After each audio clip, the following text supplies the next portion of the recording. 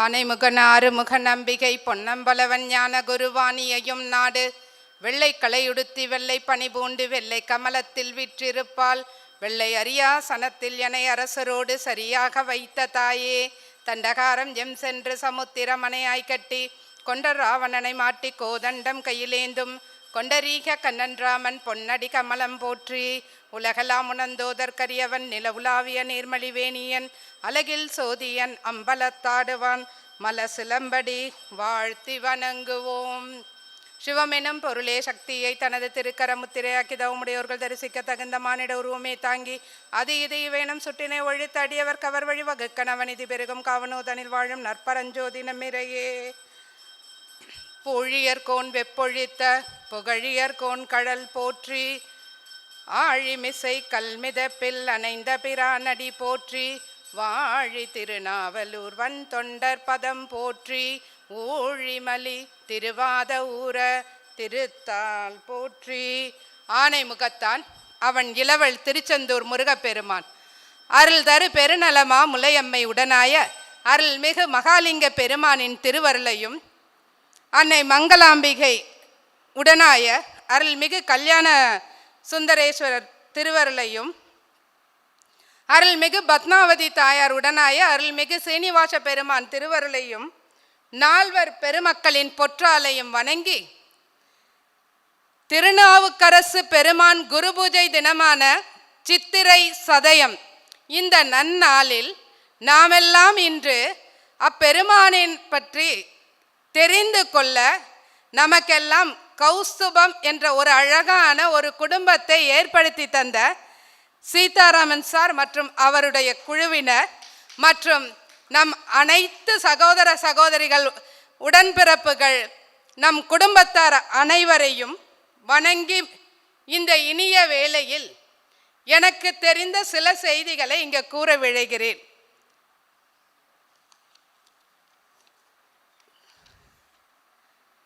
திருநின்ற செம்மையே செம்மையா கொண்ட திருநாவுக்கரசந்தன் அடியார்க்கும் அடியேன் நற்றவன் நல்லூர் சிவன் திருப்பாதன் தன் சென்னி வைக்க பெற்றவன் மற்றி பிறப்பற வீரட்டர் பெய்களற்றான் உற்றவன் உற்றவிடம் அடையார் இடை ஒல்லமுதாத துற்றவன் நாமூரில் நாவுக்கரசென்னும் தூமணியே மணியினை மாமரை காட்டு மருந்தினை வன்மொழியால் திணியன நீள் கதவம் திறப்பித்தன தென்கடலில் பிணியனகன் மிதப்பித்தன சைவ பெருநெறிக்கே அணியன நாவுக்கரையர் பிராந்தன் அருந்தமிழே.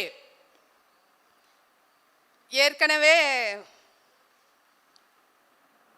நான் சொன்ன மாதிரி அன்னைக்கு வந்திருந்த சகோதரிகளுக்கெல்லாம் தெரியும். மிக மிக அழகிய இனிய இசையுடன் தேவார பாடல்களை பற்றி தேவாரம் பற்றிய செய்திகளை கூறும் பொழுது பாடல்களை எல்லாம் பாடி உங்களையெல்லாம் நான் நீங்கள் எப்படி வேணால் எடுத்துக்கோங்க, நான் அதை உங்களை துன்பப்படுத்த விரும்பவில்லை. அதனால் பாடல்களை நான் படித்து காட்டிடுறேன். படித்து காட்டி எனக்கு தெரிந்த சில செய்திகள், அதுவும் எப்படி சொல்ல, நம்ம நாவுக்கரசு பெருமானை பற்றி 1 மணி நேரத்தில் குருவி தலையில் பனங்காய் 1 மணி நேரத்தில் நாவுக்கரசு பெருமானோட வாழ்க்கை வரலாற்றை நிச்சயமா வாய்ப்பே இல்லை. ஏதோ எனக்கு தெரிந்த சில செய்திகளை மட்டும் இங்கு பதிவு செய்து கொள்ள விரும்புகிறேன். ஆண்டவனை வழிபடுவது மட்டுமின்றி அவர் தம் அருள் பெற்ற அடியாரையும் வாழ்த்துவது வணங்குவது நம்முடைய கடமை. அந்த வகையில் நம்ம அப்படி நாம் வணங்கினோம் என்றால், அதுவும் இப்பொழுது போன்ற இந்த காலகட்டத்தில் இந்த அடியார் பெருமக்களை வணங்கினால் நிச்சயமாக நலம் பல கூடும். இன்று திருநாவுக்கரசு பெருமானின் குரு பூஜை தினம் சித்திரை சதயம். ஏற்கனவே மதியானம் நேற்று தான் சென்னையிலேருந்து வந்தேன். இன்னைக்கு மதியம் அங்கே திருவாவடுதுறை ஆதீனத்துக்கு சொந்தமான 17வது குருமூர்த்திகளோட குரு பூஜை தினம். அங்கே போயிட்டு அதுக்கப்புறம் இங்கே வர்றதுனால கொஞ்சம் தாமதம். அதனால் அனைவரும் அடியார்கள் என்னை மன்னிக்கவும். நாவுக்கரசு பெருமான் மட்டுமின்றி 63 நாயன்மார்களின் அருள் வரலாற்றையும் நமக்கு தெள்ள தெளிவாக எடுத்து சொல்லக்கூடிய ஒரு ஒரு அற்புதமான ஒரு நூல் அப்படின்னு சொல்லி பார்த்தோம்னா நம்முடைய திருத்தொண்டர் புராணம். இந்த திருத்தொண்டர் புராணத்தின் மூலமாக நாம் நாயன்மார்களின் வரலாற்றை தெள்ளத் தெளிவாக ஆதாரபூர்வமாக வரலாற்று ஆய்வாக நாம் அறிந்து கொள்ள முடியும். இந்நூல் பிற மொழி சார்பின்றி தமிழ்நாட்டுக்கே உரிய காப்பியமாக நம்முடைய இடைக்காலத்தில் பக்தி இலக்கிய காலம்னு சொல்கிறோம்ல, அந்த காலத்தில் தோன்றிய ஒரு ஒப்பற்ற காப்பியம். இந்த சைவ சமய குறவர்கள் 4 பெருமக்களில் ஒருவரான சுந்தரமூர்த்தி நாயனார். அன்னைக்கு சுந்தரமூர்த்தி நாயனாரை பற்றி ரொம்ப அருமையாக தொடங்கி நிறைய அவங்க பற்றிய செய்திகளையும் அருமையாக அவருடைய பாடல்களையும் தெள்ள தெளிவாக அந்த நாயன்மாரை தொடங்கி 60 நாயன்மார்களை பற்றி நம்முடைய திருத்தொண்ட தொகை என்ற நூல் 11 பாடல்களால் தெள்ள தெளிவாக இந்த சுந்தரமூர்த்தி நாயனார் 11 பாடலில் இந்த நாயன்மார்களை பற்றிய வரலாற்றையெல்லாம் தெள்ள தெளிவாக அந்த நூலில் சொல்லிட்டாங்க. அதுக்கு அடுத்தது பார்த்தீங்கன்னா கிபி 8ஆம் நூற்றாண்டில் நம்பியாண்டார் நம்பி என்பவர் சுந்தரரோடு சேர்த்து அவர் தந்தையார் சடையனார் தாய் இசை ஞானியார் இந்த தொகையடியார் ஒவ்வொருவருக்கும் ஒவ்வொரு பாடல் வீதமாக இந்த திருத்தொண்ட திருவந்தாதியை 89 பாடல்களில் பாடினார். சுந்தரர் பெருமான் பாடிய ஏற்கனவே சொன்ன மாதிரி ஏற்கனவே திருத்தொண்ட திருவந்தா 60 பேரை பற்றி பாடினாங்க. அதுக்கப்புறம் சுந்தரரையும் சடையனாரையும் இசைஞானியாரையும் சேர்த்து 63 பற்றி இந்த அந்தாதி நமக்கு தெள்ளத் தெளிவாக விளக்குகிறது. அதன் பிறகு 12ஆம் நூற்றாண்டில் நம்முடைய சேக்கிழார் பெருமான் அருள்மொழி தேவர் என்று அழைக்கக்கூடிய அந்த சேக்கிழார் பெருமான் தோன்றுகிறார். நூல்களை விரித்து 13 சருக்கங்களையும் 4253 பாடல்களையும் கொண்ட ஒரு பெருங்காப்பியமாக தெள்ள தெளிவாக இந்த பெரிய புராணம் என்ற ஒப்பற்ற ஒரு காப்பியத்தை நமக்கு படைத்து அருள்கிறார். உண்மையில் இந்நூல் இடைக்காலத்தில் நிகழ்ந்த தமிழர் விடுதலை போராட்ட வரலாறு என்றே நாம் இந்த நூலை கூறலாம். இடைக்காலத்தில் தோன்றிய ஒரு விடுதலை போராட்ட வரலாறு என்று நாம் சொல்லக்கூடிய அளவு நம்முடைய இந்த பெரிய புராணம் திகழ்கின்றது. உமாபதி சிவாச்சாரியார் சேக்கிழார் புராணம் என்ற அற்புதமான நூலை பாடியுள்ளார். அந்த நூலில் பெரிய புராணத்திற்கு முன்பு சீவக சிந்தாமணி சமண சமயத்தை சார்ந்த காப்பியமே நாடெங்கும் பரவி இருந்தது. மன்னன் முதல் மக்கள் வரை அனைவரும் அதை ரசித்து ரசித்து படித்து கொண்டிருந்தனர். சிற்றின்பத்தில் உழன்று கொண்டே இருந்தார்கள். அவர்களை மாற்றிய பெருமை, அவர்களை மாற்றுவதற்காக ஒரு அற்புதமாக தோன்றிய ஒரு பெருங்காப்பியம்தான் இந்த பெரிய புராணம் என்ற காப்பியம் சேக்கிழார் பெருமானால் இயற்றப்பெற்றது. இறைவனே உலகலாம் என்று அடியெடுத்து கொடுக்க சேக்கிழார் பெருமான் இந்த நூலை பாடினார்.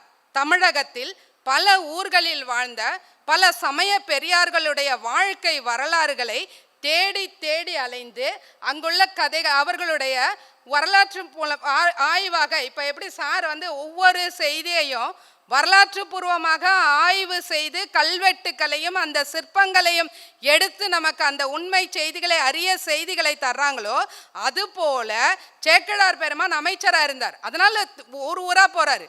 எங்கெங்கே அந்த நாயன்மார்கள் வாழ்ந்தாங்க அந்த ஊருக்கெல்லாம் போறார். தகவல்களை தேடி தொகுத்து உண்மையாக ஒரு வரலாற்று ஆவணமாக இந்த நூலை நமக்காக ஆக்கி தந்துள்ளார். பிற மொழி சார்பின்றி நம் தமிழ்நாட்டுக்கே உரிய தொன்மை மிக்க சிவநெறி சார்ந்த ஒரு ஒப்பற்ற காப்பியம் நம்முடைய பெரிய புராணம் என்ற இந்த காப்பியம் ஆகும். சரி, காப்பியம்னு சொல்லிட்டோம். அப்படி காப்பியம்னு சொல்லும் பொழுது ஒவ்வொருத்தரோட வாழ்க்கை வரலாற்றை சொல்லிகிட்டே இருந்தோன்னா காப்பியத்துக்குன்னு சில இலக்கணங்கள் இருக்கும். காப்பியம்னு படித்தோன்னா ஒரு ஒப்பற்ற தலைவன் இருக்கணும், திருமணம் அவர் எல்லாமே அவரை பற்றி ஒரு காப்பிய தலைவன் இருக்கணும். அப்படி இல்லாமல் இப்படி ஒவ்வொருத்தரை பற்றியும் சொல்லிட்டு இருந்தால் அந்த காப்பிய அமைப்பில் இது குறைவு வரும். அதுக்காக என்ன செய்கிறாரு, சுந்தரர் பெருமானை காப்பிய தலைவனாக படைக்கின்றார். சுந்தரர் வரலாற்றில் தொடங்கி கைலாயத்திலிருந்து சுந்தரர் பெருமான் புறப்பட்டு பூலோகம் வந்தது முதல் அதுக்கப்புறம் மண்ணுலகில் பிறந்து தம் மனைவியர் ஏற்கனவே அவர் கைலாயத்தில் கமலினி அனிந்திதை என்ற 2 பெண்களை விரும்பி இருப்பார். சிவபெருமான் பூலோகத்துக்கு அனுப்பி வைக்கிறார். அது அவங்க பறவை நாச்சியாரும் அன்னைக்கு அந்த வரலாற்று எல்லாம் தேவார சொற்பொழிவின் மூலமாக கேட்டோம்.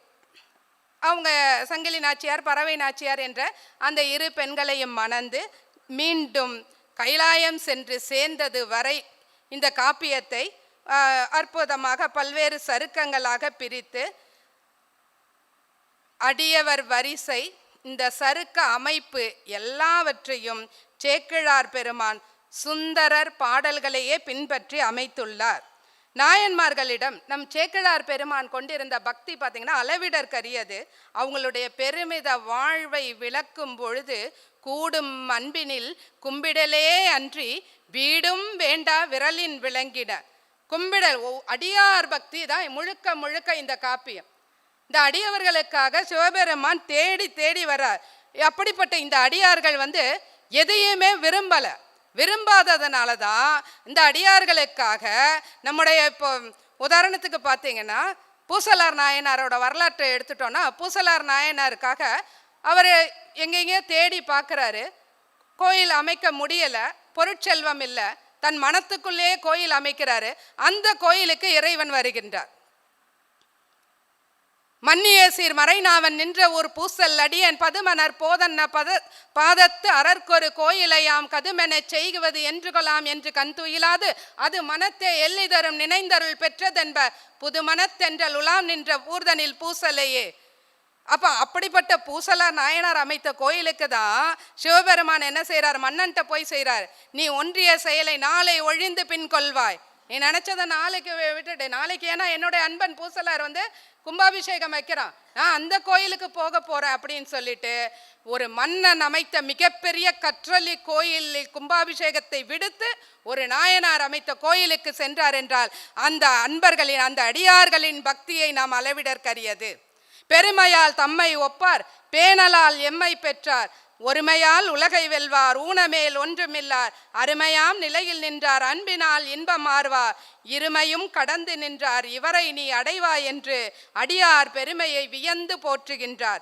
இயற்கை வருணனையில் கூட, அடியார் புனைவுகளில் கூட பக்தி சுவையை வெளிப்படுத்தக்கூடிய பாங்கு நம்முடைய சேக்கிழார் பெருமானுக்கே உண்டு. கொலை முதலிய தீய சொற்களை வழுவியும் தன்னுடைய காப்பியத்தில் அமைக்கவில்லை.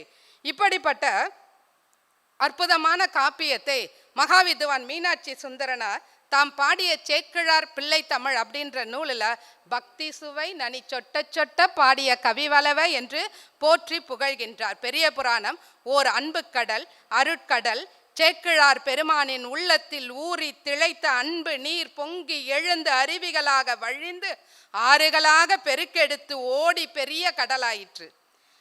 இறை அன்பையே தன்னுடைய உயிராக கொண்டுள்ளது. பெரிய புராணத்தில் உள்ள மற்ற எல்லாமே உறுப்புகள் தான். ஒரு சிறிய பனித்துளி, ஒரு சின்ன பனித்துளி எடுத்துட்டோம்னா அந்த பனித்துளிக்குள்ள இந்த உலகம் முழுவதையும் காட்டிவிடும். இந்த விண்ணையும் மண்ணையும் பாறைகளையும் மலைகளையும் அத்தனையும் அந்த சிறிய பனித்துளி காட்டுவது போல நம்முடைய இந்த பெரிய புராணம் என்ற ஒப்பற்ற காப்பியம் பதி பசு பாசம் இறை உயிர் தலை என்ற இந்த முப்பொருள் உண்மையை சொல்லக்கூடிய ஒரு அற்புதமான நூலாக, அனுபவ பொருளாக காட்டக்கூடிய ஒரு உன்னதமான நூலாக பெரிய புராணம் திகழ்கிறது. நூல் முழுவதும் பார்த்தீங்கன்னா இறைவன் மீது அடியவர்கள் கொண்ட அன்பு, அடியவர்களுடைய பெருமை, இதையெல்லாம் சொல்லக்கூடிய ஒரு அற்புதமான காப்பியம். உலகலாம் என்று தொடங்கி உலகலாம் என்று முடிகிறது. உலகலாம் என்ற சொல் 14 இடங்களில் பெரிய புராணத்தில் வழங்கப்படுகிறது. 7 உலகத்தில் உள்ளவங்களுக்கும் இது பொதுவான காப்பியம், அனைவரும் கற்று உணரக்கூடிய காப்பியம். திருக்குறள் எவ்வாறு உலக பொதுமறையோ அதுபோல இது ஒரு உலக பொது நூல். பெரிய புராணத்தில் போற்றப்படக்கூடிய திருத்தொண்டர்கள் அனைவரும் நம்முடைய தமிழ்நாட்டில் வாழ்ந்தவர்கள். இந்நூலில் கூறப்பட்டுள்ள செய்திகளின் உண்மைத்தன்மையை நிரூபிக்க கல்வெட்டு சான்றுகள், செப்பேடுகள், வரலாற்று ஆவணங்கள் அனைத்தும் உண்டு. செயற்கரிய செய்த பெரியவர்களின் உண்மை வாழ்க்கை வரலாறு கூறப்படுவதால் இது பெரிய புராணம் என்று அழைக்கப்படுகிறது.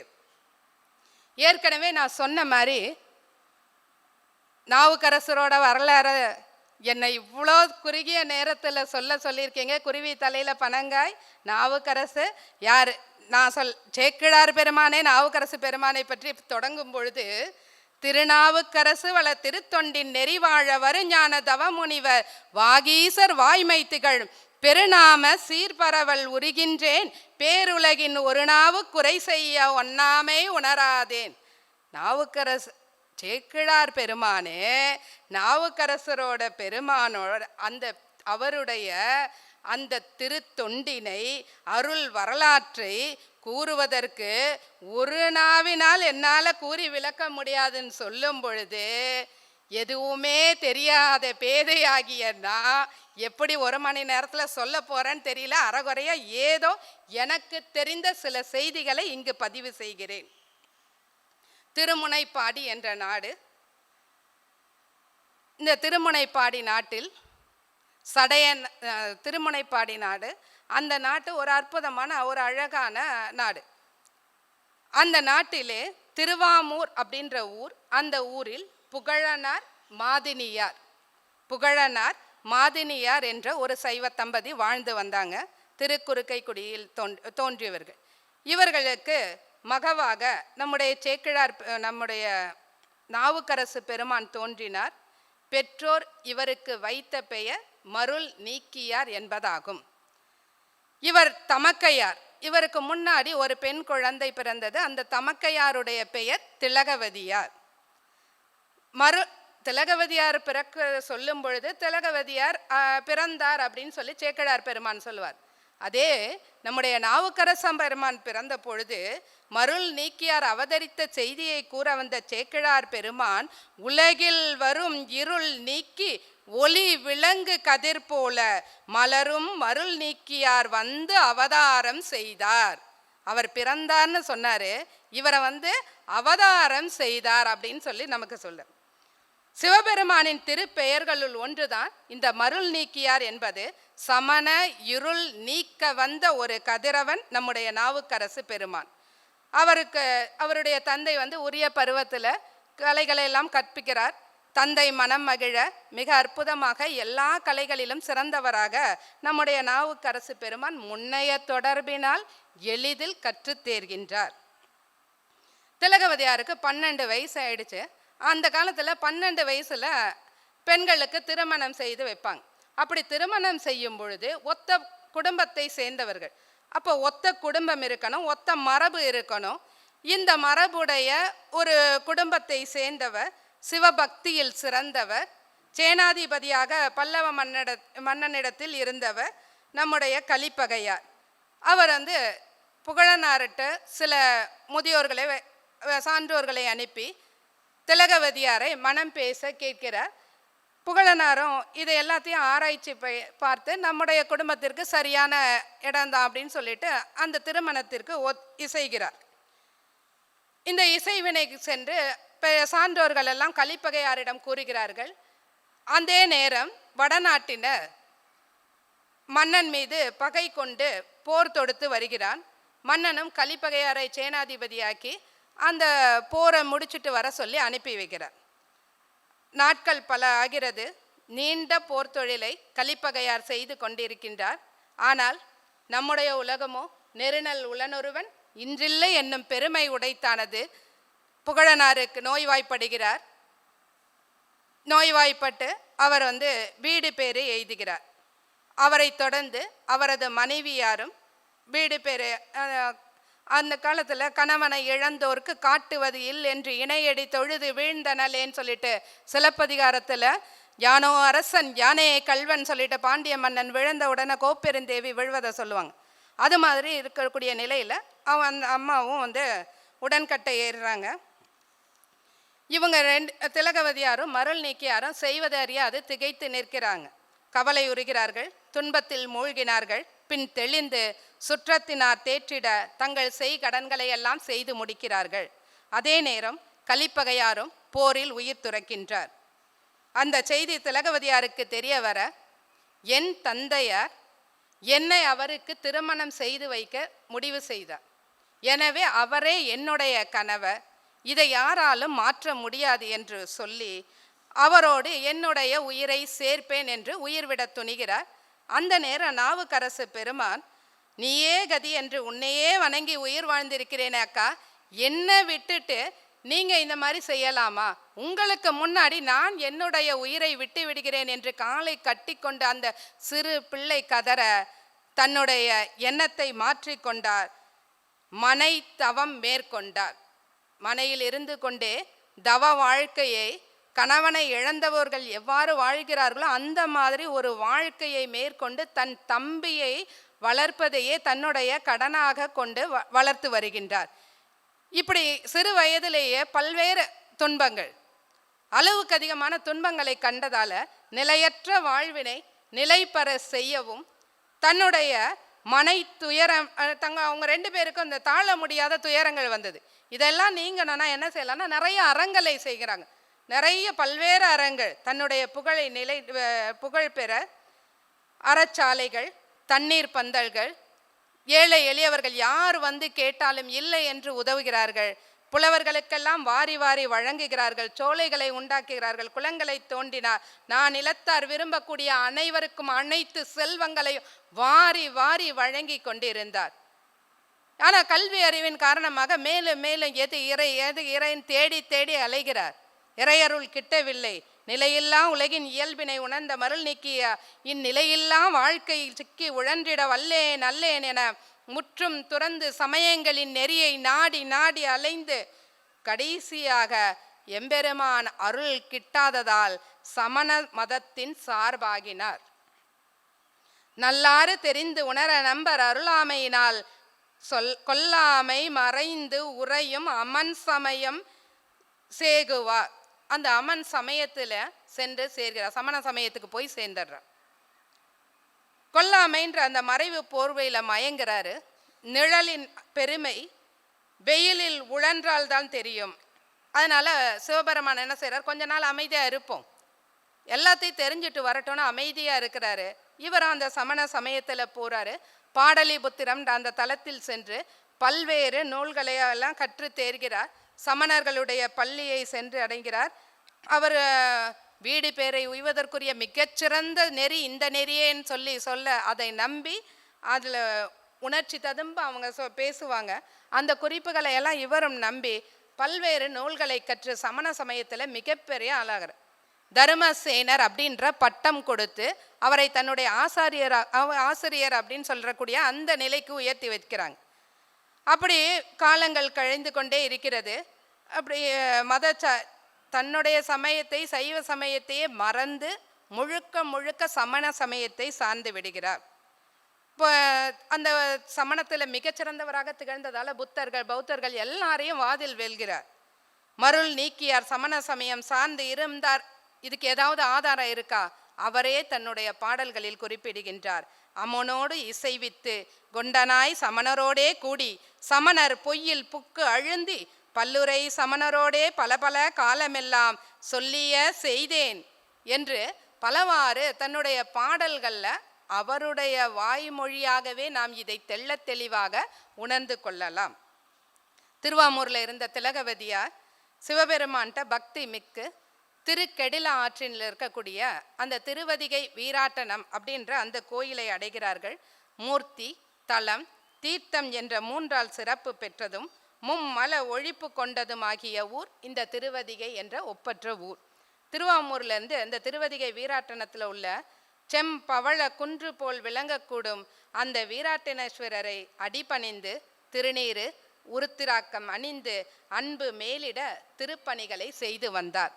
திருவதிகை இன்னைக்கும் போய் பார்த்தோன்னா அந்த திருவதிகை கோயிலில் முதல்ல திலகவதியார் திருவுருவச் சிலையை வணங்கி பின்னர் அந்த தாயின் முன் வணங்கி தான் எல்லாமே உள்ளே போய் சிவபெருமானை வணங்குவது வழக்கமாக இருக்கின்றது.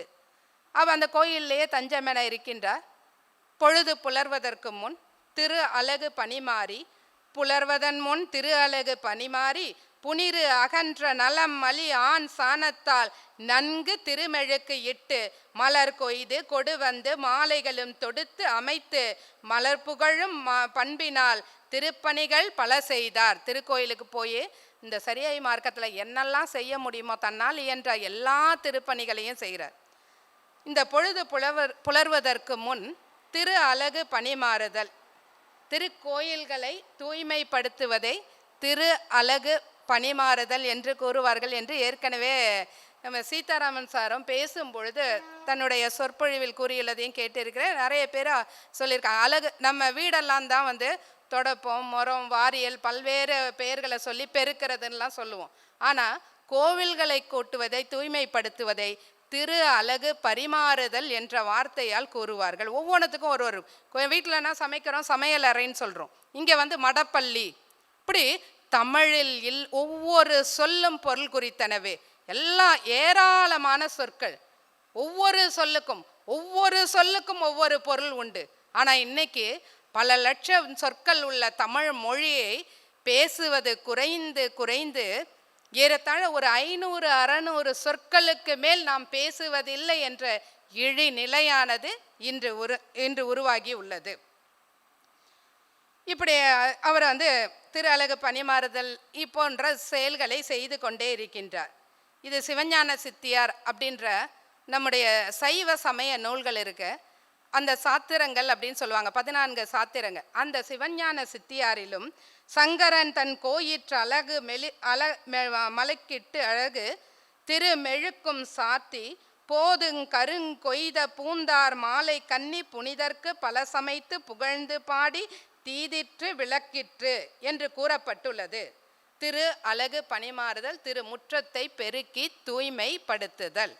இப்படி தினந்தோறும் சூரியோதயத்துக்கு முன்னே எழுந்திரிச்சு அந்த அம்மா போய் இந்த கோயில்களையெல்லாம் தூய்மைப்படுத்தி மனமாற இறைவன் ஒன்றே சிவபெருமானே கதி என்று வணங்கி வாழ்ந்து வந்து கொண்டிருக்கிறார்கள். ஆனால் மனம் எல்லாம் இப்படி சிவபுண்ணியல்கள் செஞ்சுட்டே இருந்தாலும் தன்னுடைய தம்பி வந்து இப்படி பிற சமயத்தில் சார்ந்து நம்ம சமயத்தையே மறந்து சிவபெருமானை இல்லை இல்லை என்று கூறி ஒரு தவறான வழியில் சென்று கொண்டிருக்கிறானேன்னு வருந்தி எப்படியாவது என்னுடைய தம்பியை அந்த சமண படுகொழியிலிருந்து மீட்டு கொண்டு வந்து தருவாயாக என்று மனமுருகி வேண்டிக் கொண்டிருக்கிறார்.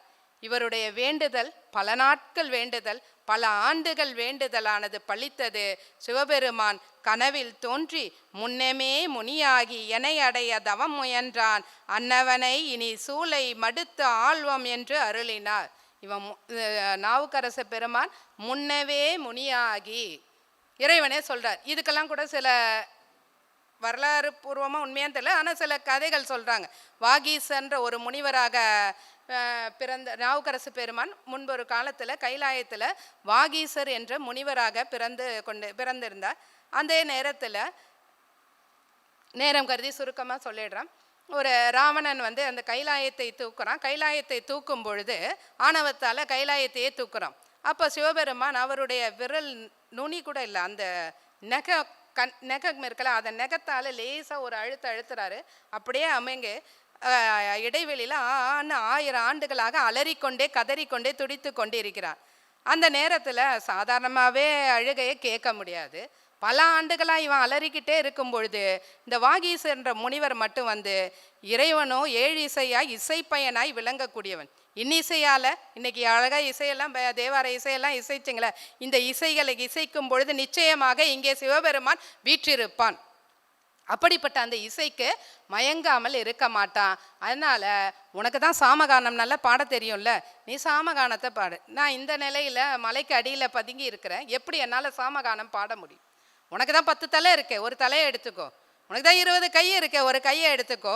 உன்னுடைய நரம்புகளை எடுத்து மீட்டு சாமகானத்தை என்று ஒரு கெட்டவனுக்கு நல்லதை சொல்லிக்கிட்டு அந்த பயன் நல்லவர்களுக்கு நல்லதை சொல்லலாம், தீயோர்களுக்கு போய் நல்லதை சொல்வதன் விளைவு அவர் நம்முடைய கொடுமை எதுன்னா விண்ணுலகத்தை முனிவராக இருந்தவர் மானுட யாக்கை தரித்து இந்த மண்ணுலகில் பிறந்து உழன்று மறுபடியும் இறைவன் அருளால் சூளை நோய் பெற்று சேர்ந்தார் என்று ஒரு புராணமும் கூறுகிறது.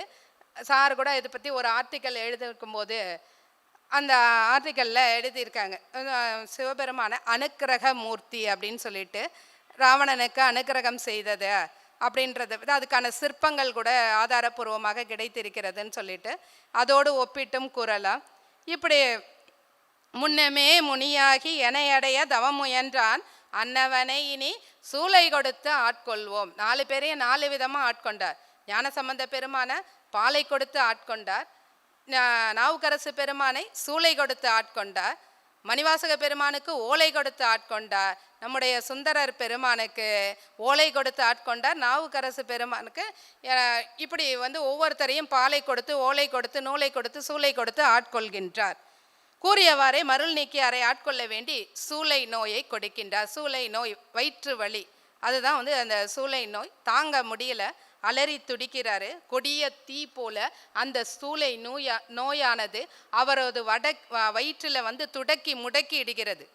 இன்னைக்கு சொல்கிறோம்ல, அல்சர் வந்தாவே தாங்க முடியல, அது போல் அந்த தாங்க முடியாத வேதனை அதில் உளர்ற அப்படியே அஞ்சு நடுங்கிறார். சமணர்கள் காலில் போய் விழறார், எப்படியாவது எனக்கு இந்த நோயை தீர்த்துடுங்க. அவங்களே என்னென்னவோ மந்திரமெல்லாம் சொல்லி பார்க்குறாங்க. தன்னுடைய கொண்டிகையில் வைத்திருக்கக்கூடிய அந்த நீரை தெளிக்கிறாங்க, மயிர் பீலியால் வீசுகிறாங்க. எந்த விதமான கொஞ்சம் கூட நோய் குறைந்த பாடில்லை, நோய் அதிகரித்து கொண்டே இருக்கிறது, தாங்க முடியல, தவிக்கிறார். இது எப்படியே தவிச்சுக்கிட்டே இருக்கும் பொழுது எல்லா சமணர்களும் எல்லாமே செஞ்சு பார்த்தாச்சு, இந்த நோய் போக்குறதுக்கே வாய்ப்பே இல்லை, இது மிக மிக அரிய நோய், இதனால என்ன செய்ய முடியும், நம்மளால ஒன்றும் செய்ய முடியல அப்படின்னு சொல்லிட்டு அத்தனை பேரும் கைவிட்டுட்டாங்க. இவருக்கா வலி வேதனை தாங்க முடியல. துன்பம் வரும் பொழுது தான் உறவுகளை நாடுவோம்.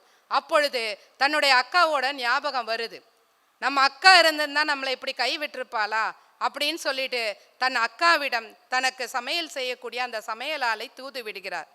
அவரும் பொழுது புலர்வதற்கு முன் நேராக திருவதிகை திலகவதியாரை வணங்கி, மருள் நீக்கியாரின் ஏவலால் இங்கு வந்தேன், ஏதேனும் தீங்கு உள்ளதோ அவருக்கு உள்ளுணர்வு உணர்த்துகிறது. ஆமாம், உன்னுடைய தம்பி சூளை நோயால் ரொம்ப வருந்துகிறார். சமணர்களும் அந்த நோயை தீர்ப்பதற்கு வன்மையின்மையால் அவரை கைவிட்டு விட்டார்கள்.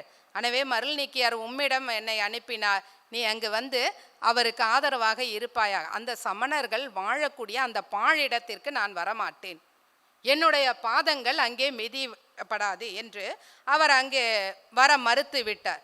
இந்த செய்தியை நேராக நாவுக்கரசு பெருமானிடம் கூறுகின்றார்.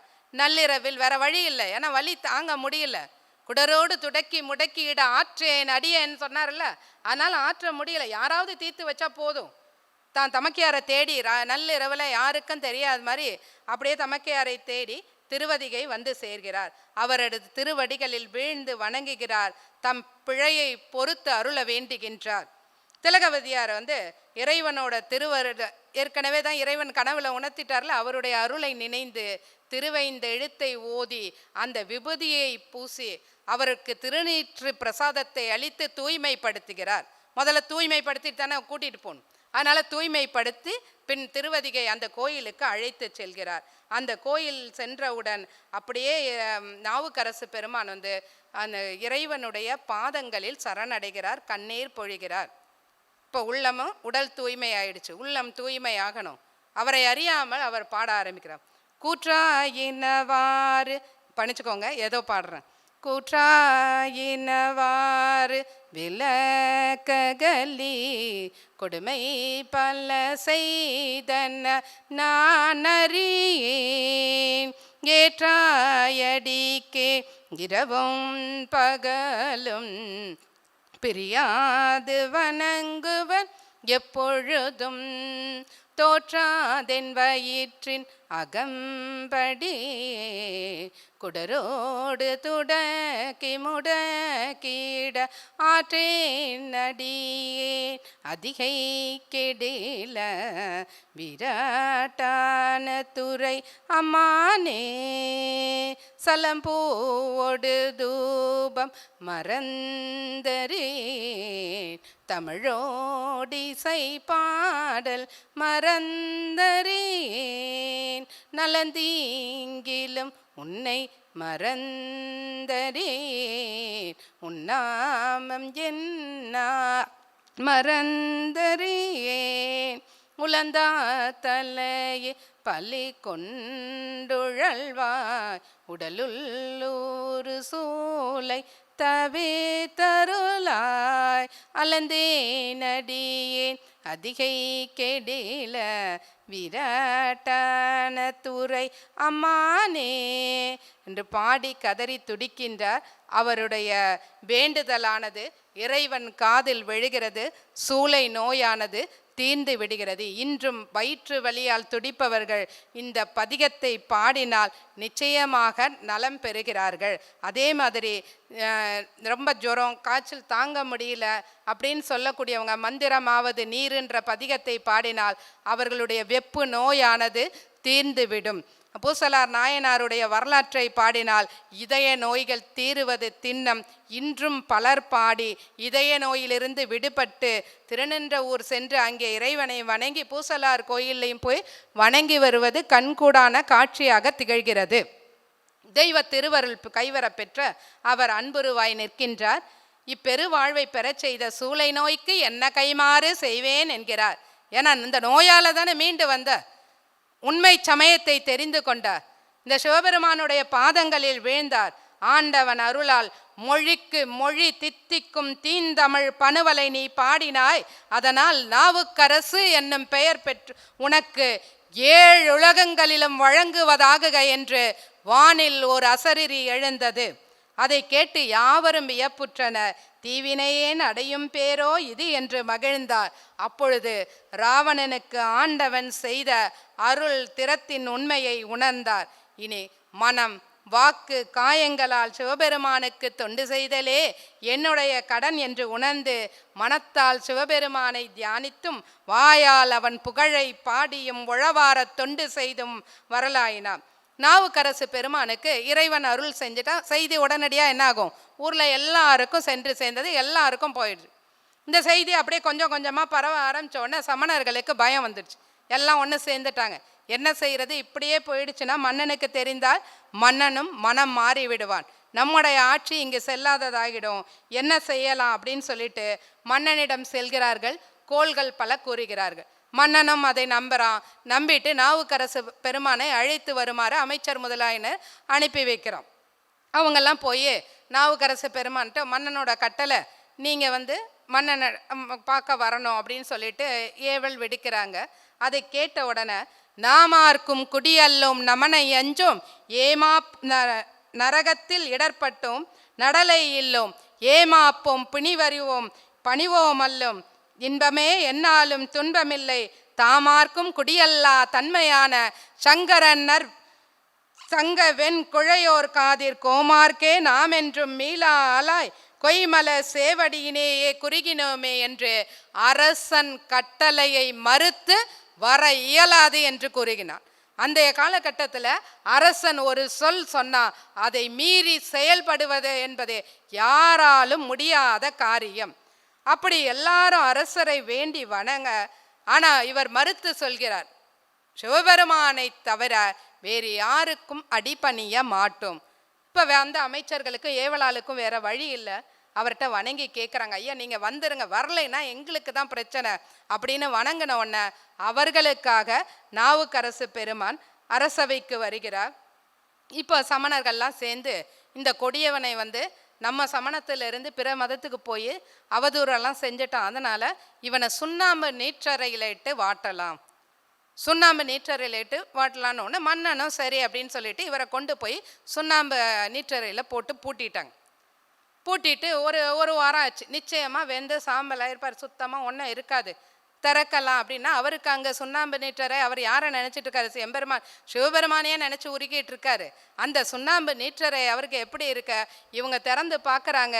அதிலிருந்து அவர் பார்த்தா அப்படியே பெரிய நல்ல குளிர் சோலையிலிருந்து வருவது போல பாடலாம். மாசில் வீணையும் மாலை மதி வீசு தென்றலும் வீங்கில வேனிலும் மூசு வண்டரை பொய்கையும் போன்றதே ஈசன் எந்தை இணையடி நீழலே என்று வெளியே வருகின்றார். அந்த குறுந்தொகை பாடலை பாடி அற்புதமாக அப்படியே குழுக்குள்ள நல்ல இப்போ சொல்லலாம் ஏசி ரூம், இந்த வெயில் காலத்தில் இருந்த அந்த குளிர் பொதிகை சோலையிலேருந்து வெளியில் வர்ற மாதிரி நாவுக்கரச பெருமான் அப்படியே வெளியில் வர்றார். உடனே சமணர்கள் மறுபடியும் போய் மன்னன்ட்ட போகிறாங்க. இல்லை இவன் நம்ம சொல்லி கொடுத்த மந்திரங்கள்லாம் இருக்குல்ல, அந்த மந்திரங்களை வச்சு தான் தப்பிச்சிட்டான், இவனுக்குன்னு ஒரு பெரிய அருளெல்லாம் கிடையாது, அதனால் நீங்கள் இவனுக்கு நஞ்சு கலந்த அந்த உணவினை அளிக்கலாம் அப்படின்னு சொல்கிறாங்க. இவருக்கு நஞ்சு கலந்த பார்ச்சோற்றை அந்த பாவி மன்னனும் சமணர்களுடைய பேச்சை கேட்டு கொடுக்கிறான். நாதன் அடியார்க்கு நஞ்சும் அமுதமாம் என்று அந்த அருளாளர் நஞ்சு அமுதை அருந்தினார். அப்பொழுதும் எதுவும் ஆகவில்லை, அவருக்கு தீங்கே நேரலை. அப்படியே சமணர்கள் பார்க்குறாங்க, நடுங்கிறாங்க. இவனுக்கு நஞ்சும் அமுதமாயிற்று. இவன் பிழைத்திருந்தா நிச்சயமா என்ன ஆகும்னா நமக்கு பிரச்சனை தான். இவனை இப்படியே விட்டுட்டா எங்க உயிரும் போயிடும், உன்னோட அரசாட்சிக்கும் ஆபத்து. அதனால நீ என்ன செய்ய, யானை காலிலிட்டு இவனை மிதித்து கொள்ள வேண்டும் அப்படின்னு சொல்றாங்க. மன்னனும் கொஞ்சம் கூட யோசிக்கலை. அதை யானை காலில் விட்டு இவனை அழிச்சிடுங்க அப்படின்னு சொன்னோன்னே அவர் கொஞ்சம் கூட நாவுக்கரசு பெருமான் தான் இப்போ முழுக்க சிவபெருமானை நம்பி அவரே கதின்னு இருக்கார்ல, கொஞ்சம் கூட அஞ்சாமல் அப்படியே போய் சுன்னவென் சந்தன சாந்தும் அப்படின்ற அந்த திருப்பதிகத்தை பாடி அப்படியே யானைக்கிட்ட போகிறாரு. நான் வீரட்டநாதன் அடியவன், அஞ்சுவது யாதொன்றும் இல்லை, எனக்கு பயம்ன்றதே கிடையாது, அஞ்ச வருவதும் இல்லை, இனிமே எதை பார்த்தோம் என்கிட்ட வரவும் முடியாது அப்படின்னு யானையின் காதில் ஓதி அருள்கின்றார். எதிர்த்து சீறி பாய்ந்த யானையானது நாவுக்கரசு பெருமானை வலம் வணங்கி அப்பால் சென்றது. பாகம் என்ன செய்கிறான், ஐயோ மன்னன் நமக்கு ஏதாவது பிரச்சனை பண்ணுவானேன்ட்டு அதை மறுபடி குத்தி நாவுக்கரசு பெருமான்ட்டு அனுப்புகிறான். அது கோபம் கொண்டு சமணர்கள் சிலரை மிதித்தது, சிலரை பிளந்தது, சிலரை தேடி பற்றி பிடித்து பாழ் படுத்தியது. அரசன் துயர கடல்ல ஆழ்ந்துட்டான். என்னடா இது, எல்லாம் செஞ்சு பார்த்துட்டோம், எதுவுமே செய்ய முடியலையே, என்ன பண்ணுறதா, கொஞ்சம் அப்படியே என்ன செய்யலாம் அப்படின்ற ஒரு மாதிரி தடுமாற்றம் அவன்கிட்ட வந்துடுச்சு. தப்பி பிழைத்த அந்த சமணர்கள் கொஞ்சம் பேர் தங்க மானத்தை காப்பாற்றி கொள்ள மயங்கி மன்னன்ட்ட போய் மறுபடியும் மந்திரவேலின்ற அந்த கதையவே பழைய புராணத்தை பாடுறாங்க. மன்னனுக்கு கோவம், சும்மா மந்திரவலின்னு எத்தனத்துலேருந்து தப்பிக்க முடியும், அப்போ உங்கள் மந்திரவலியால் இவங்க காப்பாற்றிக்க வேண்டியதானே, இவங்களால காப்பாற்ற முடியலல்ல. அவன் கொஞ்சம் மனம் கொஞ்சம் மாறிக்கிட்டே வர்றான். இருந்தாலும் இவங்க பேச்சை கட்டு இப்போ சமணர்கள் என்ன சொல்கிறாங்க, கல்லை கட்டி கடலில் தூக்கி போட்டுருவோம், சும்மா தூக்கி போட்டால் கூட மேலே வந்துட்டா என்ன செய்கிறது, அதனால் கல்லை நல்லா கட்டி கடலில் தூக்கி போட்டுடுவோம், கடலில் போட்டுட்டா நிச்சயமாக உள்ளே அழுந்தி நாவுக்கரசரை அழித்திடலாம் அப்படின்றத சொல்கிறாங்க. அவனும் மன்னனும் அதே மாதிரி ஏவலாளர்கிட்ட சொல்ல ஏவலாளரும் செய்கிறார்கள்.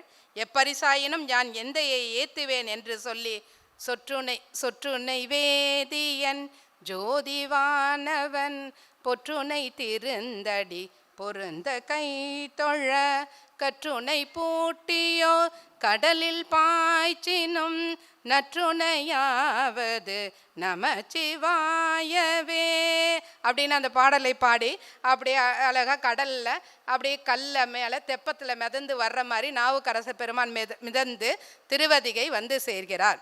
அங்கு சிவனடியார்கள் எல்லாம் அவரை சூழ்ந்து வணங்குகிறார்கள். திருப்பாதிரி புலியூர் மருங்கே அந்த தெப்பமானது அப்படியே கொஞ்சமாக வந்துக்கிட்டு இருக்கு. இந்த செய்தி மறுபடியும் அப்படியே அவங்கள்ட்ட இப்போ நாவுக்கரசு பெருமான் கல்லையே தெப்பமாக மிதந்து வந்துட்டாரு, திருப்பாதிரி புலியூர் போகிறாரு, எல்லா மக்களும் அவரை போய் வணங்குறாங்க. செய்திகள் ஒன்றுக்கு பலவாக மன்னனுடைய காதுக்கு சென்று சேர்கிறது. மன்னன் என்ன செய்கிறதுன்னு தெரியல அப்படின்னு சொல்லிட்டு அப்படியே எல்லாமே செஞ்சு பார்த்தாச்சு, எல்லாத்துலேயும் மீண்டு இருக்காருன்னா நிச்சயமாக இறைவனுடைய அருள் ஏதோ இருக்கிறதுன்னு அவன் கொஞ்சம் யோசிக்க ஆரம்பித்தான். முழுக்க கொஞ்சமாக மதம் மாற ஆரம்பிச்சாச்சு. ஈன்றாளுமாய் எனக்கு எந்தையுமாய் என தொடங்கும் திருப்பதிகத்தை பாடி போற்றுகிறார். சமணர் பேச்சை கேட்டு பலவாறு நாவுக்கரசு பெருமானை துன்புறுத்திய பல்லவ மன்னன் நாவுக்கரசு பெருமானின் பெருமையை கேள்வியுறுகிறான், தன் தவறை உணர்கிறான். இவ்வளோ செஞ்சும் ஒருத்தர் தப்பிச்சு பிழைக்கிறார்னா நிச்சயமாக அது சிவனருளால் தான் முடிந்தது. அப்போ நாம் பின்பற்றிய சமய நெறி தவறானதுன்ற கொள்கைக்கு உண்மையை உணர்கிறான். உடனே திருவதிகை வருகிறான். நாவுக்கரசு பெருமானுடைய பாதங்களில் வீழ்ந்து தன்னை மன்னிக்குமாறு கூறுகிறான். சமணர்கள் சூழ்ச்சியை உணர்ந்து சமணத்திலிருந்து மீண்டு சைவத்திற்கு சிவநெறிக்கு திரும்பினான். பாடலிபுத்திரத்தில் இருந்த அந்த பாழிகளையும் சமண பள்ளிகளையும் இடித்து தள்ளினான். அவற்றில் உள்ள கற்களை கொண்டு திருவதிகையில் சிவபெருமானுக்கு குணதர ஈஸ்வரம் என்ற திருக்கோயிலை கட்டினான். காஞ்சியை தலைநகராக கொண்டு வாழ்ந்த இப்பல்லவ மன்னன் கிபி 600 625 வரை தொண்டை நாட்டை ஆட்சி புரிந்த பெருவேந்தனான மகேந்திரவர்ம பல்லவனே ஆவான் என்பது வரலாற்று ஆசிரியர்களின் தெள்ளத் தெளிவான துணிவு. சரிதானா சார்? வரலாற்று ஆய்வாளர்களே ஏற்றுக்கொள்ளக்கூடிய உண்மை. அப்போ இதெல்லாம் புராணம் அல்ல, உண்மையாக நடந்த வரலாற்று செய்தி. மன்னனே மனம் மாறி சைவத்திற்கு திரும்பியதால் மக்கள் அனைவரும் சைவத்தை சார்ந்த அணிதிரளானாயினர். 81 ஆண்டு வாழ்ந்த இம்முதியவர் தமிழ் நாட்டின் தலையெழுத்தை மாற்றி அமைத்த மிகப்பெரிய ஒரு அருளாளர். சமணமும் பௌத்தமும் செல்வாக்கு பெற்றிருந்த திகழ்ந்ததால் அச்சமயம் சார்ந்த பிற மொழிகள் மேலோங்கி நின்றன. தமிழர் பழக்க வழக்கம் பண்பாடு எல்லாம் மறக்கடிக்கப்பட்டது, இருட்டடிப்பு செய்யப்பட்டது. அத்தனை இருந்தும் மீண்டது. இப்படிப்பட்ட ஒரு இக்கட்டான சூழ்நிலையில தான் நம்முடைய ஞானசம்பந்த பெருமானும் நாவுக்கரசு பெருமானும் தோன்றி மீண்டும் நம்முடைய சைவ நெறியை, நம்முடைய அந்த பூர்வீகமான அந்த நில வழி சமயத்தை மீண்டும் நம்முடைய மண்ணுக்கு கொண்டு வந்தார்கள். கையில் உழவார படையேந்தி பாழடைந்த கோயில்களை எல்லாம் துப்புரவு செய்ய புறப்பட்டார் அப்பர் அடிகள். அப்போது மக்களும் ஆள்வோரும் பின்பற்றியதால் நாடு மலர்ச்சி பெற்றது. திருவதிகையிலிருந்து அப்படியே திருவெண்ணை நல்லூர் அப்படின்ற அந்த தூங்கானை மாடத்துக்கு வர்றாரு. திருக்கோயிலில் வீற்றிருக்கக்கூடிய சிவபெருமானை வணங்குறார். அப்படி வணங்கும் பொழுது சமன் சமயத்தில் போய் இப்படிப்பட்ட சிவபெருமானை மறந்து சைவ நெறிகளையெல்லாம் துறந்து நாம் வருந்திய அங்கே போய் பட்டமெல்லாம் வாங்கி வாழ்ந்த இந்த உடம்பு தூய்மை பெறணுமா? இப்படிப்பட்ட உடம்போடு நான் வாழ்ந்திருக்க தரியேன் அப்படின்னு வேண்டாரு. அப்போ என்ன தூய்மைப்படுத்தனா எனக்கு சூலமும் இடபக்குரியும் தாங்க அப்படின்னு இறைவன்கிட்ட வேண்ட இறைவன் அருளால் அவருடைய உடலில் சூலமும் இடபக்குரியும் தோன்றியது. அப்போ பொன்னார் திருவடிக்கு அப்படின்ற பதிகத்தை பாட அவர் விரும்பிய இந்த சூலமும் இடபக்குரியும் அவருக்கு கிடைத்தது. உய்ந்தேன் என மகிழ்ந்தார். பின் பல்வேறு தலங்களை வழிபட்டு தில்லை சேர்ந்தார். கூத்த பெருமான் அவரை பார்த்து என்று வந்தாய் என்று கேட்பது போல இருந்தது. இவ்வளோ நாள் ஆயிருக்கு உனக்கு மீண்டு என்னை தரிசிப்பதற்கு, தில்லை வருவதற்கு உனக்கு இத்தனை நாள் ஆயிடுச்சா அப்படின்னு கேட்கறது மாதிரி அவருக்கு தோணுச்சான். அப்படியே அந்த அண்ணலை பார்க்க உடனே கைகள் குவிய, கண்கள் கசிய, கருணட்ட கண்டனை என்ற பதிகம் பாடி போற்றினார். அதே தில்லையில்தான் அன்னம் பாலிக்கும் தில்லை சிற்றம்பலம். அப்படியே கொஞ்சம் கொஞ்சமாக பாடலை முழுக்க சொல்லாமல் சொல்லிட்டு போயிடுறேன். அந்த தில்லை சிற்றம்பலம் அப்படின்ற அந்த பதிகத்தை பாடுகிறார். இன்று வரை அன்னம் பாலிப்பு நடைபெறக்கூடிய இடங்களிலெல்லாம் இந்த பாடலை பாடிதான் அன்னம் பாலிப்பானது நடைபெறுகின்றது. தில்லையில் மகிழ்ந்து இருக்கும் பொழுது சீர்காழியில் முன் தவத்தால் ஒரு குழந்தை, 3 வயது குழந்தை ஞானப்பால் உண்டு திருநெறிய தமிழை பாடி பரவி மக்களையெல்லாம் சைவத்திற்கு திருப்பி கொண்டிருக்கிறது, பல்வேறு அற்புதங்களை செய்து கொண்டிருக்கிறதுன்ற செய்தியை கேட்கிறார். அவரை காண வேண்டும் அப்படின்ற அந்த பெரு விருப்பம் கொண்டு சீர்காழி பதியை சென்று சேர்கிறார். இவர் சேர்வதற்கு முன்பே அங்கே ஞானசம்பந்த பெருமான் அப்பர் பெருமான் நாடி வருகிறார் அப்படின்ற அப்ப பேர் வரல, நாவுக்கரசு பெருமான் தானே. அந்த நாவுக்கரசு பெருமான் தன்னை தேடி வருகிறான்ற செய்தியை கேள்வியுட்டவுடன் அடியார்களுடன் எதிர்கொண்டு அழைத்தார். மெல்லிய மலர் கைகளால் வணங்கி அப்பரே என்ற அன்பினால் அழைத்தார். அவரும் அடியேன் என்றார். அன்பு கடலும் அருட்கடலும் ஒன்று சேர்ந்தது. அதிலிருந்து நாவுக்கரசு பெருமான் அப்பர் என்றும் அழைக்கப்பட்டார். வேறு சைவ கண்களும் ஒன்றிணைந்தது. பல்வேறு திருத்தலங்களுக்கு சென்று சேர்ந்தார்கள். திரு சத்திமுற்றத்து கொழுந்தீசரை வணங்கி நின் திருவடிகளை என் தலைமேல் வைக்க வேண்டும், என் தலையின் மேல் சூட்டி அருளுக அப்படின்னு சொல்லி வேண்டுகின்றார். அவர் கோவாய் முடுகி அப்படின்ற பதிகம் பாடுறாரு. இப்போ சிவபெருமான் நல்லூருக்கு வா, திருவடி சூட்டுறதுக்கு எங்கே வர சொல்கிறான்னா இங்கே பக்கத்தில் இருக்கல நல்லூர். அந்த நல்லூர் திருக்கோவிலுக்கு, நம் திருமடத்தை சேர்ந்தது திருவாவடுதுறை ஆதீனத்துக்கு சொந்தமான கோவில் தான் இந்த நல்லூர் கோவில். அந்த நல்லூர் கோவிலுக்கு வா என்று அழைக்கின்றார். அவர் சென்னி மீது சிவபெருமான் பாத மலரை சூட்டி அருளுகின்றார். இறைவனுடைய பெருங்கருணை திறத்தை வியந்து நினைந்து உருகும் அடியாரை நைய வைத்தார் என்றும் திருத்தாண்டகத்தை பாடினார். இந்த தாண்டகம் அப்படின்ற பாவகையை முதலில் பாடியவர் நாவுக்கரசு பெருமான். அதனால் தாண்டக வேந்தர் என்றும் அழைக்கப்பெற்றார். அப்படியே பல்வேறு தலங்களை வழிபட்டு வருகின்றார். அப்படி வழிபட்டு வரும்பொழுது திங்களூர் வழியாக வருகின்றார். அப்போ அந்த திங்களூரில் இவருக்கு ஒரே தாகமாகவும் பசி மயக்கமாகவும் இருக்குது. இப்படி வரும்பொழுது ஒரு இடத்துல தண்ணீர் பந்தலை பார்க்குறார். அந்த தண்ணீர் பந்தலில் நாவுக்கரசு தண்ணீர் பந்தல், இந்த ஊரில் நம்முடைய பெயரை வச்சு யார் இப்படி தண்ணீர் பந்தல் வச்சுருக்கான்னு தெரியலையேன்னு பக்கத்துலலாம் விசாரிக்கிறாரு. அப்படி விசாரிக்கும் பொழுது அப்பூதி அடிகளை பற்றி சொல்கிறாங்க. அப்போ அப்பூதி அடிகளோட வீட்டுக்கு போகிறார். அவருடைய வீட்டுக்கு போயிட்டு, நீ உன்னுடைய பொருளை செலவு செய்து பல்வேறு அறங்களை செய்து கொண்டிருக்கிறாய். அப்படி அறங்கள் செய்யும் பொழுது உன் பெயரை வைக்காது வேறொரு பெயரை ஏன் எழுதினாய் என்று கேட்டார். அதை கேட்ட உடனே, இந்த கொடுஞ்சொல்லை யான் கேட்கும்படி ஆயிற்று. என்னுடைய நாவுக்கரசு பெருமான், என்னுடைய குலதெய்வத்தின் பெயர் உனக்கு வேறொரு பெயராக தோன்றுகிறதா?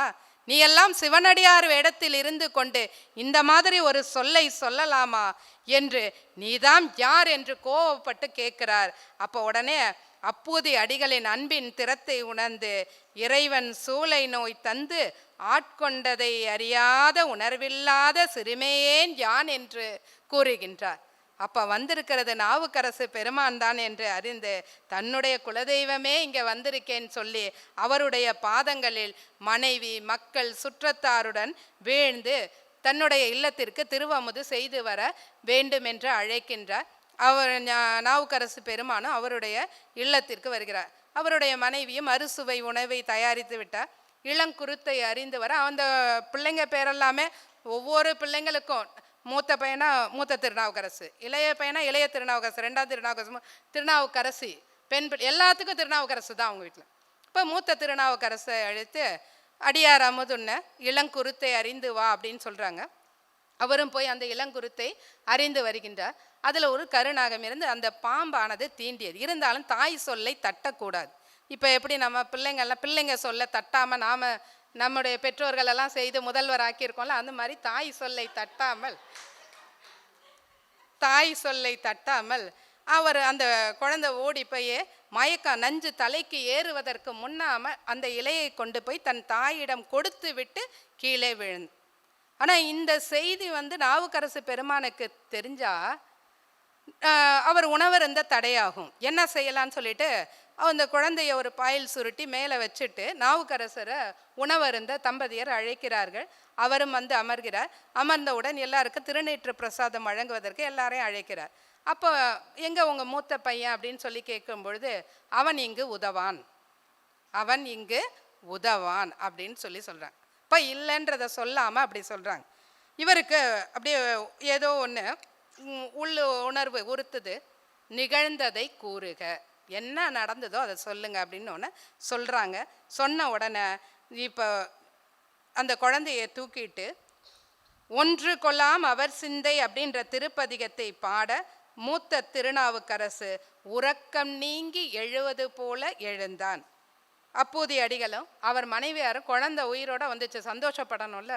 சந்தோஷப்படாமல் இவனால நாவுக்கரசு பெருமான் உணவு அருந்த தாமதமாயிற்றே என்று வருந்தினார்கள். எந்த அளவு ஒரு பக்தி இருந்ததுன்னா, தன் குழந்தை உயிரோடு வந்ததை விட ஒரு தாய்க்கும் தந்தைக்கும் மகிழ்ச்சி என்பதே வேறொன்று கிடையாது. ஆனால் அதை விட நம் குலதெய்வமாகிய நாவுக்கரசு பெருமான் வீட்டுக்கு வந்திருக்காரு, அவருக்கு உணவு நமக்கு படைப்பதற்கு காலம் தாழ்த்தினோமே அப்படின்னு வருந்துறாங்கன்னா, அவங்களுடைய பக்தியின் எல்லையை நாம் எவ்வாறு சொல்வதென்றே தெரியவில்லை. இது மாதிரி பல்வேறு தலங்களை சென்று தரிசித்து பல்வேறு அற்புதங்களை எல்லாம் செய்து கொண்டிருந்தார். இல்லை ஒரு சில மட்டும் சொல்லிட்டு நிறைவு செய்துக்கிறேன். அந்த காலத்தில் காவிரியில் தண்ணீர் வழக்கம் போல தான், எப்போவுமே நமக்கு தண்ணீர் பற்றாக்குறை காவிரியில் சில நேரம் வரும்ல, அந்த மாதிரி அந்த பற்றாக்குறை அங்கே ரொம்ப மக்கள் எல்லாம் பஞ்சத்தில் வருந்துறாங்க. திருவேழிமிழலை, அதுவும் திருவாவடுதுறை ஆதீனத்துக்கு சொந்தமான கோயில். அந்த திருவேழிமிழலையில் படிக்காசு பெற்று டெய்லி இறைவன்கிட்ட வணங்க தினமும் ஒரு பொற்காசு கிடைக்கும். அந்த படிக்காசு பெற்று அங்குள்ள அந்த பக்தர்களுக்கெல்லாம், நாடி வரக்கூடிய அடியார்களுக்கெல்லாம் அமுது செய்வித்தார். அந்த பசி துன்பத்தை போக்கி அருளினார். திருமறை காட்டிற்கு சென்று வேதங்களால் அடைக்கப்பட்ட கதவை திறக்க பன்னினேர் மொழியால் என்ற உமை பங்கரோ அப்படின்ற அந்த திருப்பதிகத்தை பாடி அருளினார். அந்த பாடிக்கிட்டே இருக்கார், கதவு திறக்கவே இல்லை. கடைசியாக இவருக்கும் ரொம்ப ஓரளவுக்கு மேலே எவ்வளவு பாட்டு பாடியாச்சு. கடைசி பாடலுக்கு வராரு. இரக்கம் ஒன்றிலீர் எம்பெருமானிரே சரக்கை கதவம் திறப்புமினே என்றதும் இறை அருளால் அக்கதவானது திறந்தது. அதே மாதிரி பார்த்தீங்கன்னா பழையாறு அப்படின்ற அந்த தலத்தில் வடதள்ளி அப்படின்ற அந்த கோயிலோட விமானத்தெல்லாம் சமணர்கள் முழுக்க மறைத்து அவங்க கோபுரம் எழுப்பியிருக்காங்க. இந்த செய்தி நாவுக்கரசருக்கு தெரிகிறது. அவர் முதல்ல அந்த உண்ணா நோன்பு, காந்தியடிகள் அகிம்சை உண்ணாவிரதத்தை மேற்கொண்டான்னு சொன்னோம்ல, அந்த காலத்திலேயே நாவுக்கரசு பெருமாள் உண்ணா நோன்பு இயற்றி இந்த கோபுரத்தை அகற்றி உண்மை கோபுரத்தையும் அங்குள்ள சிவலிங்கத்தையும் நான் காண வேண்டும் என்று உண்ணா நோன்பு மேற்கொள்கிறார்.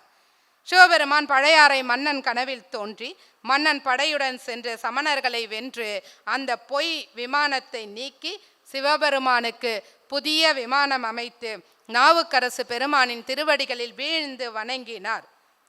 அதுக்கப்புறமா திருப்பைநிலி அப்படின்ற இடத்திற்கு செல்லும் பொழுது இறை ரொம்ப பசி துன்பத்தால் வருந்துறாரு. அப்போ இறைவன் இவருக்கு பொதி சோறு கொடுத்த ஒரு பெருமைக்குரியவர் நம்முடைய நாவுக்கரசு பெருமான். இவருக்கு நிறைய எல்லா தலங்களையும் வழிபட்டாச்சு. கடைசியாக கைலாயத்தையும் பார்த்துடணும் ரொம்ப ஆசை. கைலாயத்துக்கு எப்படியாவது போய் சிவபெருமானை பார்த்தே தீர வேண்டும். பாதங்கள் பல தலங்களுக்கு அப்படியே நடந்து நடந்து போகிறார். பல்வேறு தலங்கள் பாதங்கள் எல்லாம் தேய ஆரம்பிச்சிருச்சு. அதுக்கப்புறம் என்ன செய்கிறார், அப்படியே முட்டி ஊனி ஊனி கைகளால் நடக்கிறார். அந்த எலும்புகள் எல்லாம் தேய்ந்து ரத்தம் ஒழுக ஒழுக அப்படியே சிதைய, அந்த சதைகள் எல்லாம் கரைய சிதைய முறிய இறை அருளால் நாவுக்கரசு அவர் எதை பற்றியும் கவலைப்படலை, நடந்து போய்கிட்டே இருக்கார். இறைவனுக்கோ தாங்க முடியல, தாம் பக்தனை இதுக்கு மேலே சோதிக்க கூடாதுன்னு நாவுக்கரசரே எழுந்திரீர் என்று கூற அங்குள்ள பொய்கையில் மூழ்கிறார். திருவையாற்றின் தடாகத்தில் முன்பு போல பொலிவு பெற்று எழுகின்றார். திருவையாற்றில் உள்ள எல்லா உயிர்களையும் பார்க்கிறார். எல்லா உயிர்களும் இவருடைய கண்ணுக்கு சிவசக்தியாய் தெரிகின்றது. இந்த சிவசக்தி நம்முடைய சைவ சித்தாந்தத்திலும் பார்த்தீங்கன்னா சத்தினிபாதம் பெற்ற பின்னரே சிவப்பேறு வாய்க்கும். அருள் இருந்தால் மட்டும்தான், சக்தியோட அருள் இருந்தால்தான் நாம் சிவபெருமானை சென்று சேர முடியும். அப்போ எல்லாமே சிவசக்தியாக இவருக்கு காட்சி அளிக்கின்றது. அப்படியே அந்த சிவசக்தியாக காட்சி அளிக்கும் போது திருக்கோயிலை பார்க்குறாரு. அந்த கோயிலில் இரு கரம் கூப்பி வணங்குகின்றார். வேற்றாகி விண்ணாகி நின்றாய் போற்றி, மீளாமே ஆள் என்னை கொண்டாய் போற்றி, ஊற்றாகி உள்ளே ஒளித்தாய் போற்றி, ஓவாத சத்தத்து ஒளியே போற்றி அப்படின்ற அந்த பதிகத்தை பாடி நைந்து உருகுகின்றார்.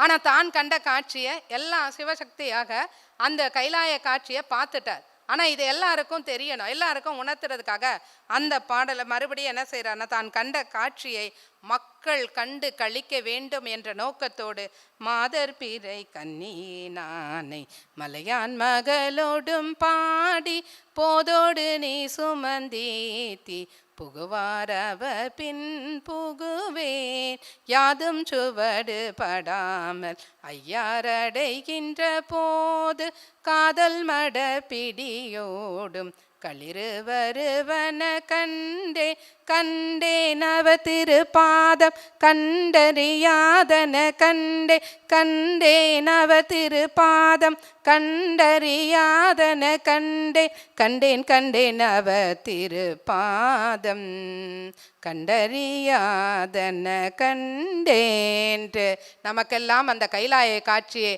அற்புதமாக அந்த பதிகத்திலே காட்டுகின்றார். பின் பல்வேறு தலங்களை மறுபடியும் வழிபடுகின்றார். உழவார பணி செய்யும் இடங்கள்லாம் இறைவன் இவருடைய அன்பை சோதிச்சுட்டே இருப்பார். சிவபெருமான சோதிக்கிறதுல அவரை தாண்டி யாராலையும் முடியாது. உண்மை பக்தியை பொன்னை சுடச்சுடதான் ஒளிரும் ஒரு அணிகலன்கள்லாம் போடுறோன்னா அந்த பொண்ணை வந்து உருக்கி அதை தீட்டி நெளிச்சு பல்வேறு வளையங்களாக மட்டும்தான் அழகான ஒரு அணிகலன் நமக்கு கிடைக்கிறது. அதுபோல் மேலும் மேலும் துன்பத்தை கொடுத்து அடுத்த சோதனைகளை ஆரம்பிக்கிறார். அவர் உழவார பணி செய்கிற இடத்துலலாம் பொண்ணையும் மணியுமா தோண்டும் போதெல்லாம் வர்ற மாதிரி எல்லாத்தையும் கொடுக்குறாரு. எல்லாத்தையும் தூக்கி கொஞ்சம் கூட யோசிக்காமல் கல் மண்ணை எப்படி தூக்கி போடுவாங்களோ அதே மாதிரி அதையெல்லாம் தூக்கி பொய்கையில் வீசி எறிகின்றார். அதுக்கப்புறமா ரம்பை, ஊர்வசி போன்ற அழகழகான பெண்களை, அந்த தேவ மாதர்களை எல்லாம் இன்ப சுவை ததும்ப நளினமாக நடனமாடும்படி செய்கிறார்கள். அவர் இறை சிந்தையில் உரைப்புடன் நிற்கின்றார். முழுக்க முழுக்க இறைநெறியை தவிர வேறு எதுவுமே அவருடைய சிந்தையில் கொஞ்சம் கூட அவர் ஏறெடுத்து கூட அந்த பக்கம் திரும்ப கூட இல்லை. அப்படிப்பட்ட அப்படியே வணங்கி அவருடைய உரைப்போடு அந்த திருப்பணிகளை உழவார பணியை செய்கிறதை பார்த்து அந்த பெண்களே திருந்தி வணங்கி அகன்றார்கள் அந்த இடத்தை விட்டு. இப்படிப்பட்ட அந்த நாவுக்கரசு பெருமான் திருப்புகழூர் பெருமானை போற்றி பல பணுவல்கள் செய்து சித்திரை சதய நன்னாளில் நன்னறிய சிவானந்த ஞான வடிவேயாகி அன்னலார் சேவடி கீழ் எய்தி அன்புற்று அமர்ந்தார் நம் நாவுக்கரசு பெருமான். அவருடைய குரு பூஜை தினமான இன்று அவருடைய வரலாற்றை நாமெல்லாம் சிந்திப்பதற்கு வாய்ப்பளித்த அனைவருக்கும் நன்றி நவென்று எனக்கிட்ட பணியை செவனே ஆற்றி அமைகிறேன். திருச்சிற்றம்பலம்.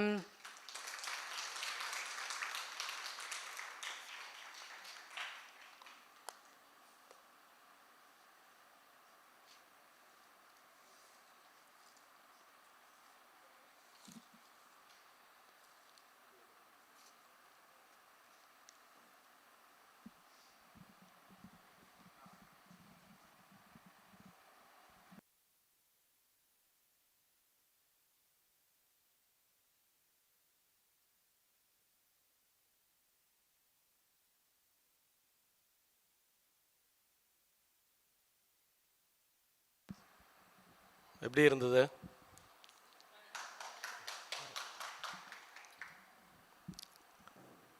சொன்ன மாதிரி ஒரு மணி நேரத்தில் திருநாவுக்கரசருடைய வாழ்க்கை வரலாறு சொல்கிறதுங்கிறது ஒரு ரொம்ப சேலஞ்சான ஒரு விஷயம்.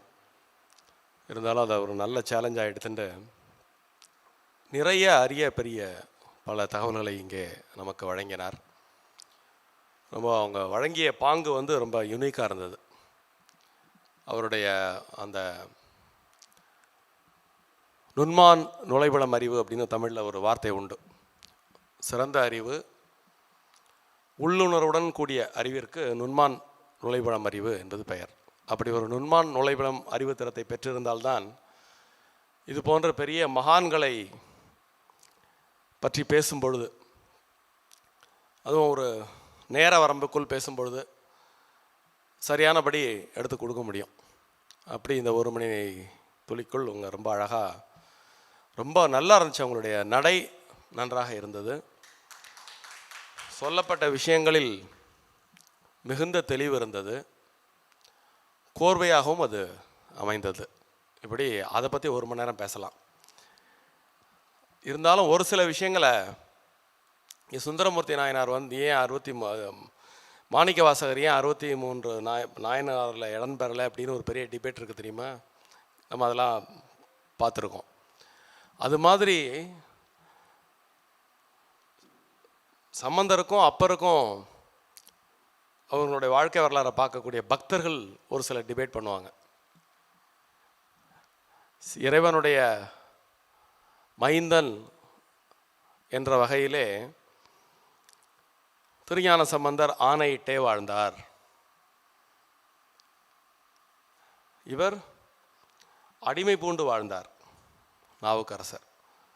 அப்போது இந்த ரெண்டு பேருக்கு இடையில ஏன் இப்பேற்பட்ட ஒரு வித்தியாசத்தை அவர் காட்டினார் அப்படின்னு ஒரு தமிழ் புகூரும் நல்லுலகிலே ஒரு பெரிய டிபேட் இருந்தது. இன்றைக்கி உங்களுடைய உரையை நீங்கள் உற்று கேட்டிருந்தீங்கன்னா அதுக்கு பதில் சொல்லியிருக்காங்க. அதில் என்ன பதில் தெரியுமா? அது யாராவது சொல்லுங்க பார்ப்போம். உங்களுக்கு டெஸ்ட்டு, இந்த உரையை கேட்ட வாழ்க்கை டெஸ்ட்டு. இந்த கேள்விக்கே அவங்களுடைய உரையில் பதில் இருந்தது அன்றைக்கி. இல்லை, அது இல்லை.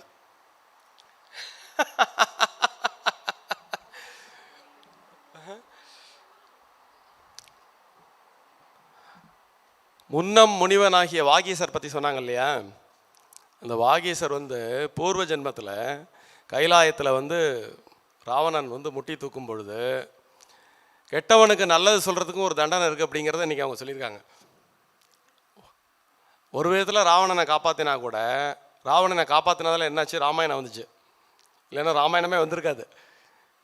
என்ன, ராமாயணம் சீதை அவஸ்தைப்பட்டதுனால, சீதை அவஸ்தைப்பட்டதுக்கு ஒரு தண்டனை கொடுக்கணும்ல, இல்லையா? ஸோ அப்போது இந்த பிறவியில் கிட்டத்தட்ட ஒரு இறைவனிடமிருந்தே வரம் பெற்று இறைவனையே சேலஞ்சு பண்ணுறவங்க யார்? அவர்கள் நாத்திகவாதிகள் தான். அப்போ ராவணன் ஒரு நாத்திகவாதியாக நீங்கள் கற்பனை பண்ணிட்டீங்கன்னா, அந்த நாத்திகவாதிக்கு போய் அவனை அழிச்சிருப்பார், ஒரு நகைக்கண்ணால் அமைக்க அழிச்சிருப்பார். அப்படி அழிக்கிற அந்த நிகழ்ச்சியை போய் நீ தடுத்துட்டே இல்லையா? அப்போ உனக்கும் நீ அந்த மாதிரி ஒரு நாத்திகவாதத்தில் உழன்று பின்பு என்னை அடைவாயாக அப்படிங்கிற ஒரு முற்பிறவி தத்துவத்தையும் அதில் விளக்கி ஒரு அருமையான பதில் அவர்களுடைய உரையிலே இருந்தது. ரெண்டாவது, நாவுக்கரசர் அப்படிங்கிறவர் பெரிய ரிஃபார்மர். ஆக்சுவலாக நீங்கள் நாவுக்கரசர் ரிஃபார்மர் அப்படின்னு நம்ம தனியாகவே அணுகக்கூடிய அளவுக்கு அவருடைய வாழ்க்கை வரலாறு என்பது மிகவும் பல்வேறு விதமான செய்திகளை உள்ளடக்கியது. அதில் மகேந்திர பல்லவனை சேஞ்ச் பண்ணது தமிழ்நாட்டு வரலாற்றின் உச்சம் என்றே அடியேன் கருதுவதுண்டு. ஏன்னா மகேந்திரவர்மன் சமணத்திலிருந்து சைவத்துக்கு மாறின அந்த செய்தி வரலாற்றில் பதிவு செய்யப்பட்டிருக்கிறது. இவங்க சொன்னாங்க இல்லையா, அந்த குணபர ஈஸ்வரம். இன்னொரு விஷயம் நிறைய பேருக்கு தெரியாது.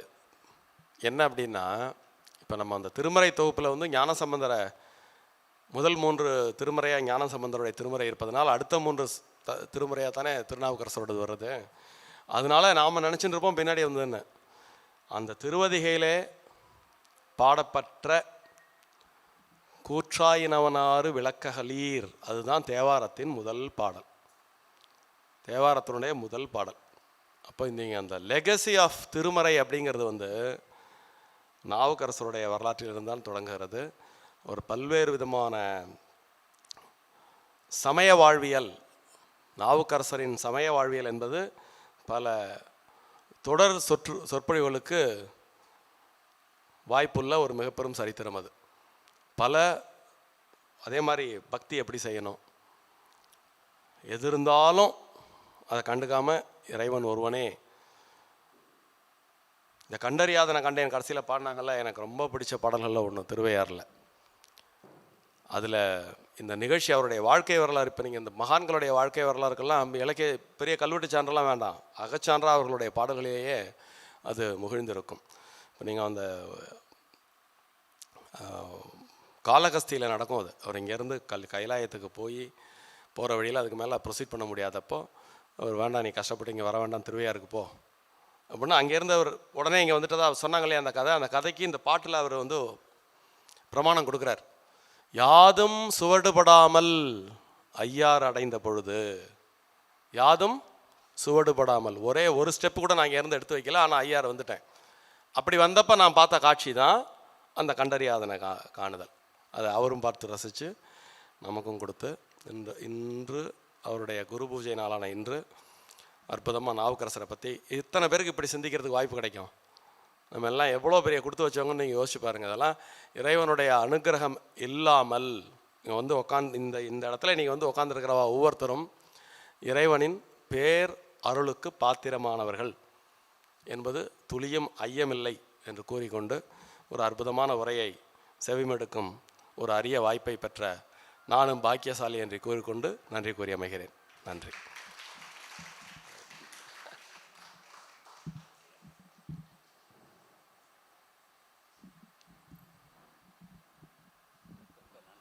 உட்காந்துக்கிறீங்களா? எடுத்து கொடுப்பா.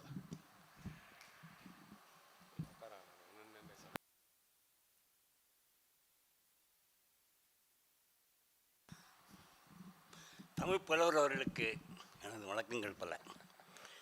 இந்த இனிமையான மாலை பொழுதில் ஒரு அருமையான தமிழ் பொழுதை கேட்டு நாம் எல்லோரும் இணைந்திருக்கிறோம். உங்களது உரையின் போது திரு நாவுக்கரசர் இந்த உழவார பணியை பற்றி அங்கே குறிப்பிட்டார்கள். அந்த உழவார பணி இன்று வரை தொடர்கிறது.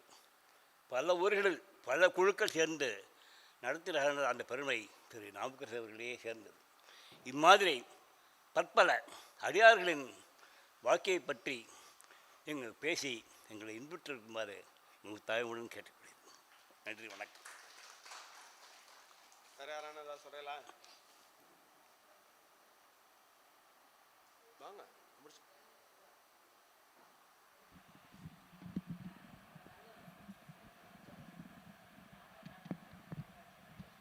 ஏன் அப்படி இழுத்தா வரணும்ல, ஏன் வரமாட்டேங்குது?